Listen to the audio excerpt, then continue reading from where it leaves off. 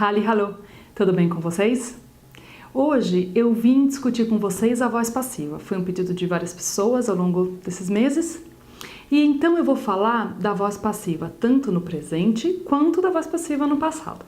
Bom, se a gente pensar que tem algo chamado voz passiva, é porque existe algo que é ativo, a voz ativa. Sim. Qual é a diferença dos dois? Bom, quando nós temos alguém que faz a ação, alguém na frase fazendo a ação, ela é uma frase ativa. Como vou dar um exemplo para vocês, como por exemplo, Ich suche Peter. Tem ali quem faz a ação que é o ich. É quem tá procurando Peter. Porém, se a gente tira o agente de uma frase, essa frase ficou passiva, não tem ninguém fazendo a ação, que é expressada através da frase Peter wird gesucht. A tradução disso seria Peter é procurado. No caso, está sendo procurado. É que alemão não tem gerúndio, então a gente tem que dar uma tradução um pouco meio falseta, mas seria isso. Peter está sendo procurado. Quem está fazendo a ação aqui? Ninguém sabe. A gente só sabe que ele está sendo procurado. Quem faz não é importante. Como que a gente formula a voz passiva? A voz passiva vai precisar do verbo werden, que é o se será ou está sendo, como vocês quiserem traduzir. E a segunda forma, o verbo que vai no final da frase, é a forma do Partizip 2. Nossa, Partizip 2? Sim, vocês já viram essa forma quando vocês aprendem o Perfect, né? Que é aquela forma do passado que pede um verbo auxiliar, o haben ou o sein, mais esse Partizip 2. Vou dar um exemplo para vocês relembrarem, como por exemplo, ich habe gegessen, o verbo auxiliar habe e o gegessen Partizip 2, né? Ich bin gefahren, a mesma coisa. Então, aquela última parte lá a gente chama de Partizip 2. Os dois juntos a gente chama de Perfect. E a voz passiva a gente faz então com o auxiliar do verbo werden e o Partizip 2. Ok? Vou dar mais um exemplo. Por exemplo, ativa, ich koche die Suppe. Passiva, die Suppe wird gekocht. Porém, vocês têm que dominar a conjugação do verbo werden. E ele vai ser um verbo que vai pedir mudança de vogal. Nossa, o que era isso mesmo? Sim, alguns verbos possuem mudança de vogal. E sempre que a gente fala nisso, essa mudança de vogal acontece em quais pronomes? Sempre na segunda e terceira pessoas. Então a conjugação vai ficar ich werde, du wirst, nossa, du wirst, não era para ser du wirst com o Dzinho ali, né? Porque werden tem um D no radical. Gente, era assim, porém esse D caiu. Né? A letra D caiu conforme a língua foi se modernizando, não esquecendo que a língua é sempre prática, rápida. Então, quando a gente tem essa dificuldadezinha de falar wirst, essa paradinha aqui, foi atropelado. Então, agora a nova conjugação, né? Ou seja, já fazem algum século. Du wirst.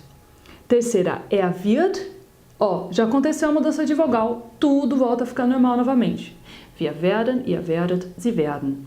Então, conforme a pessoa que vai estar fazendo a ação, né, a gente tem que declinar. Se for algo no plural, como por exemplo, se não for mais sopa, e sim as sopas, aí a gente vai ter que conjugar conforme o gênero. Die Suppen werden gekocht.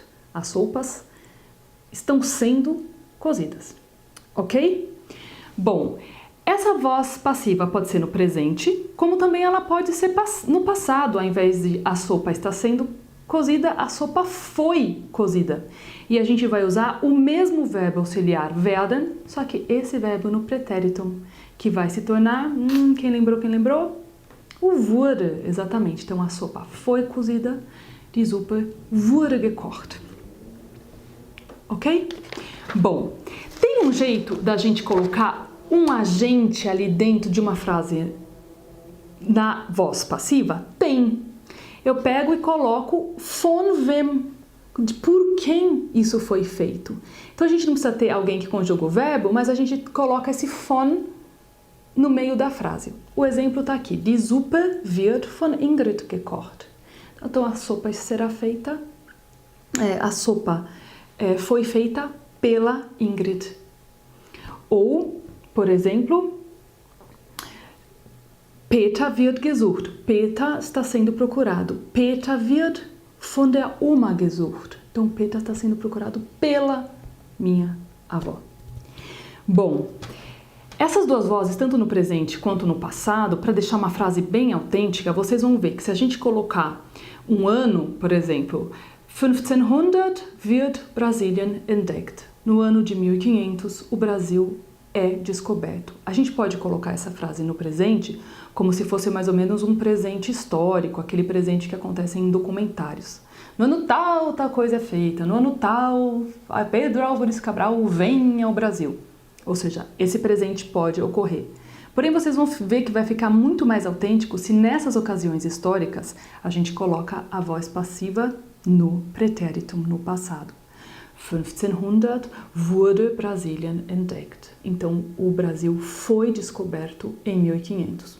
Ninguém se importa por quem, a gente só se interessa pelo fato. É algo passivo. Recapitulando, queremos colocar Pedro Álvares Cabral, então a gente coloca 1500 wurde Brasilien von Pedro Álvares Cabral entdeckt. Aí a gente deixa a situação mais autêntica de todas, que é quando a voz passiva é usada. Ok? É isso aí, espero tê-los ajudado. Fiquem ligados porque no próximo vídeo eu vou falar da diferença da voz passiva de uma ação, que foi o que a gente viu, que é o Vorgangspassiv, né, de algo que aconteceu, e a gente vai falar da voz passiva de estados de coisas, como as coisas estão, que é o Zustandspassiv, que é importante diferenciar também. É isso aí, espero ter nos ajudado. Um beijo, bis dann.